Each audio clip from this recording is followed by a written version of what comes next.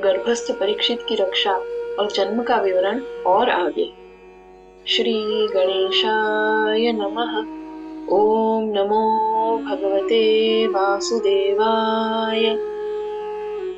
अंगुष्ठ मात्र ममलम स्फुरत पुरट मौलिनम अपिच्य दर्शनम श्यामम तलिद्वास समच्युतम। गर्भस्थ राजा परीक्षित ने अंगूठे के समान छोटे आकार वाले निर्मल स्वर्णमय मुकुट से सुशोभित अत्यंत मनोहर श्याम वर्ण भगवान अच्युत का दर्शन किया। वे बिजली के समान चमकीले पीतांबर धारण किए हुए थे। श्रीमद दीर्घ चतुर्बाहु तप्त कांचन कुंडलम क्षतजाक्षम गदा पाणिमात्मनः सर्वतो दिशम परिभ्रमंत मुल्काभाम भ्रामयंतम गदाम मुहुः। गर्भस्थ राजा परीक्षित ने उस दिव्य पुरुष को देखा जो दिव्य ऐश्वर्य से युक्त लंबी 4 भुजाओं वाले तपाए हुए स्वर्ण के समान चमकते कुंडल धारण किए हुए थे। उनके नेत्र धर्म रक्षा के संकल्प से रक्ताभ दिखाई दे रहे थे और उनके हाथ में गदा थी। वे गर्भस्थ शिशु की चारों ओर से रक्षा करते हुए बार बार अपनी उल्का के समान तेजस्वी गदा घुमा रहे थे। अस्त्र तेजः स्वगदया निहारमीव गोपतिः विधमंतम सन्निकर्षे पर्यैक्षतक इत्यसौ। गर्भस्थ परीक्षित ने देखा कि वह दिव्य पुरुष अपनी गदा से ब्रह्मास्त्र के प्रचंड तेज का उसी प्रकार नाश कर रहे थे जैसे सूर्य कोहरे को दूर कर देता है। उस अद्भुत दृश्य को देखकर उन्होंने आश्चर्य से सोचा, यह दिव्य पुरुष कौन है? विधूय तद्मेयात्मा भगवान धर्म बुभुः मिषतो दशमास्यस्य तत्रैवांतर दधे हरिः। धर्म की रक्षा करने वाले सर्वसमर्थ भगवान श्री हरि ने उस ब्रह्मास्त्र के प्रचंड तेज को पूर्णतः नष्ट कर दिया। फिर 10 महीने के गर्भस्थ शिशु परीक्षित के देखते ही देखते वे वहीं अंतर्धान हो गए। ततः सर्वगुणोदर के सानुकूल ग्रहोदये जग्ने वंशधरः पांडोर्भूयः पांडुरी वौजसा। इसके बाद जब सभी शुभ गुणों और मंगलकारी ग्रह नक्षत्रों का उदय हुआ तब पांडु के वंश को आगे बढ़ाने वाले राजा परीक्षित का जन्म हुआ।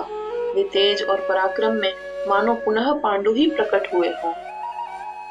तस्य प्रीतमना राजा विप्रेर धौम्य कृपादिभिः जातकम कारयामास वाचयित्वा च मंगलम। राजा परीक्षित के जन्म से अत्यंत प्रसन्न होकर धर्मराज युधिष्ठिर ने धौम्य ऋषि, कृपाचार्य और अन्य विद्वान ब्राह्मणों से उनका जातक संस्कार एवं जन्मपत्री का परीक्षण कराया तथा वैदिक मंगल मंत्रों का पाठ और अन्य सभी शुभ अनुष्ठान संपन्न करवाए। हिरण्यम गाम महिम ग्रामान हस्त्यश्वान नृपतिर्वरान राधात्स्वनम च विप्रेभ्यः प्रजातीर्थे सतीर्थवित्। धर्म विधि के ज्ञाता राजा युधिष्ठिर ने प्रजातीर्थ काल में नाल कटने से पहले ब्राह्मणों को स्वर्ण, गौएं, भूमि, गांव, उत्तम हाथी, घोड़े तथा स्वादिष्ट भोजन का उदारता पूर्वक दान दिया। तमुचुर ब्राह्मणास्तुष्टा राजानं प्रश्रयान्वितम् एष ह्यस्मिन् प्रजातन्तौ पुरूणां पौरवर्षभः।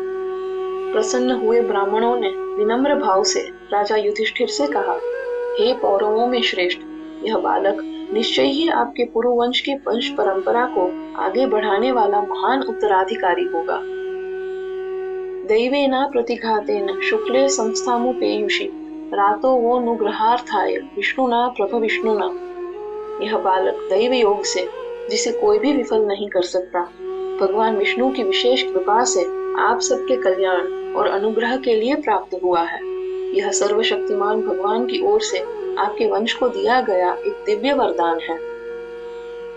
तस्मान् नाम्ना विष्णुरात इति लोके बृहच्छ्रवाः भविष्यति न संदेहो महाभागवतो महान। इसलिए इस बालक का नाम विष्णुरात होगा क्योंकि इसकी रक्षा स्वयं भगवान विष्णु ने की है। इसकी कीर्ति संसार भर में फैलेगी।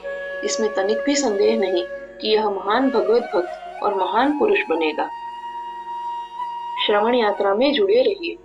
अगला भाग इसी अध्याय को आगे बढ़ाता है। श्री कृष्णार्पणमस्तु।